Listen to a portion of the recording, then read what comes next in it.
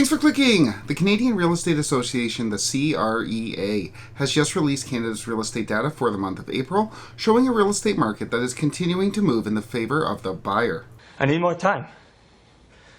Indeed, as we'll see today, listings are up while sales are down, with buyers remaining cautiously on the sidelines. And this trend follows what we've been seeing in other areas, in places like Toronto, which has also seen a fall in sales and a surge in listings. And even the CREA's world-renowned economist Sean Cathcart is noting that buyers, after seeing what happened last year, are waiting for actual signs that the Bank of Canada is going to be cutting interest rates before moving into the housing market. A buyer who jumped into the market last spring on the presumption that rate cuts were imminent, which it turned out they weren't, has probably moved into the I'll believe it when I see it camp this year. Yeah, given what happened last year when the spring market took off after forecasters told buyers they better buy now, as the bank was going to be cutting rates imminently, only to see those price gains lost in the latter half of the year, it now looks like buyers don't necessarily trust those forecasters. Bank of Canada is increasingly signaling that rates are now at the top, so buyers are likely feeling increasingly confident in taking on variable mortgage rates again. Can't believe no one believes me. So what I want to do today is go over Canada's real estate data for the month of April, take a look at the CREA's interview with Sean Cathcart, and then discuss why home buyers may be staying on the sidelines. Whether or not the Bank of Canada cuts rates over the next few months will be largely dependent on Canada's inflation data, which is set to be released next week on May 21st. We'll obviously have an update out on that data on this channel. Click like and subscribe if you want to get those updates, but for now, let's get into this data.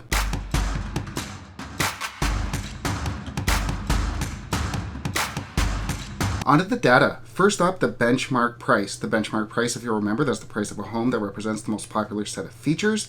The benchmark price stayed exactly the same in April, down to the 100, remaining at $719,000 in April. And while that type of anomaly, a 0% change month over month in Canada's benchmark price, seems almost impossible, especially given the size of Canada, it has in fact happened 3 times since 2006.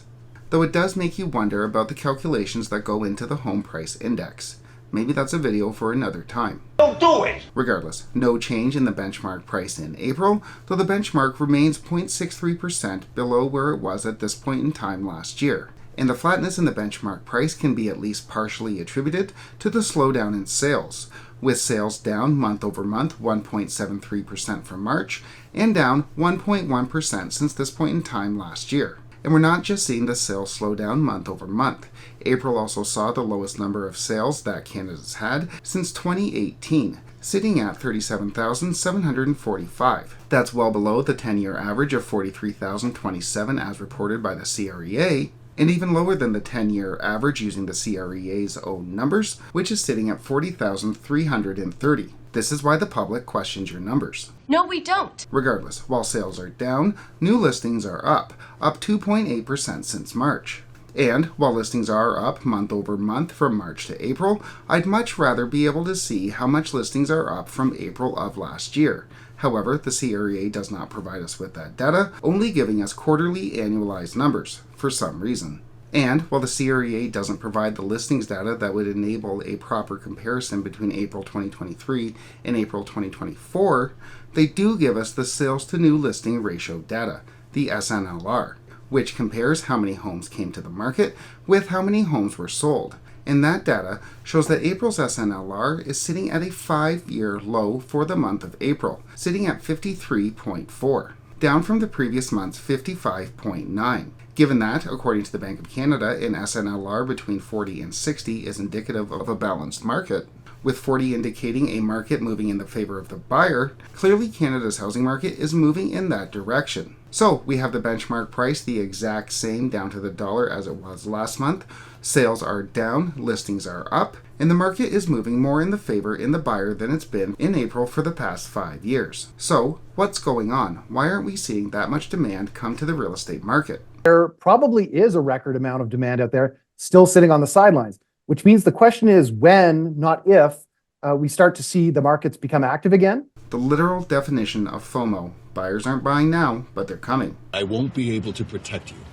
Regardless, as we saw earlier, Cathcart went over the idea that buyers are waiting to see what the Bank of Canada does before moving into the market, waiting to see when those interest rate cuts are actually going to materialize. As such, Cathcart says to look for the timing of those rate cuts. I'll believe it when I see it camp this year. And what that means is the date of the highly symbolic first rate cut has become much more important, if that's going to in fact be what a lot of people are waiting for. And I think that could very well be the case. As we talked about before on this channel, Canadians aren't really believing the forecasters anymore, and probably not the Bank of Canada. Why not? But rather looking to see actions and not words. And as we'll see, it's difficult to blame them. But as such, says Cathcart, a July rate cut is the most likely scenario. The markets are now expecting fewer rate cuts this year because in Canada, we are somewhat tethered to a booming US economy. The anticipated date of the first cut in Canada hasn't really moved. It's still mostly priced in for July 24th. Well, we might get an interest rate cut in July. The idea that expectations haven't changed, that July was always the base case, isn't exactly the case. As for the majority of April, markets were pricing in a more than 50% chance of a cut in June, with that chance only plunging below 50% on May 9th on the release of Canada's blowout job numbers. And it wasn't just the markets pushing this narrative that we'd see a rate cut in June. The Bank of Canada opened the door at its press conference, and then the idea was subsequently pushed by the media perpetually thereafter. And I bring this up not only to poke fun of Sean Cathcart's persistent selective recollection of events, though that's definitely part of it, but rather in support of his initial argument, that Canadians don't believe the narrative as much as they once did. Everyone didn't think that rate cuts weren't coming until July. The narrative was almost entirely focused on rate cuts coming in June. But the sales numbers show that buyers aren't jumping into the market to beat those anticipated cuts. Those anticipated cuts, which, as we've seen, have been promised since at least last year, when forecasters told us to expect a 3% policy rate by the end of 2024. It could happen.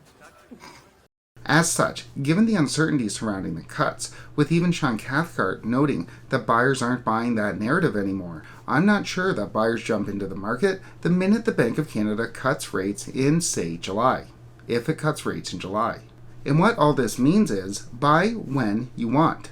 Nobody, least of all the real estate industry, realtors and mortgage brokers, know when the Bank of Canada is going to cut rates. Just take a look at the last 4 years at what the real estate industry has told you. In June of 2021, Phil Soper suggested that young people take a variable rate mortgage, and that turned out really well. 5 months later, Bloomberg ran a story saying that interest rate hikes wouldn't affect house prices, and then they dropped $100,000 within a year. $200,000 in London. What crash? A little over a year later, in February of 2023, Sean Cathcart told us that rates had hit their top and that people were taking variable rate mortgages again. Why can't you believe me? Skewed narrative, skewed and incomplete data, historical record, conflict of interest. Shut up! The point is, buyers aren't buying the narrative anymore, which is a good thing. Buyers should buy when they want. No one knows where this is heading. Canada has never really seen a free money-fueled housing boom. I don't claim to know where this is going, and no one else knows either. And, judging from the sales data, buyers aren't so much trusting those who claim to know either. With that said, all we can do is continue to track the data, and we'll obviously continue to track Canada's real estate data on this channel. Click like and subscribe if you want to get those updates, but for now, thanks so much for watching.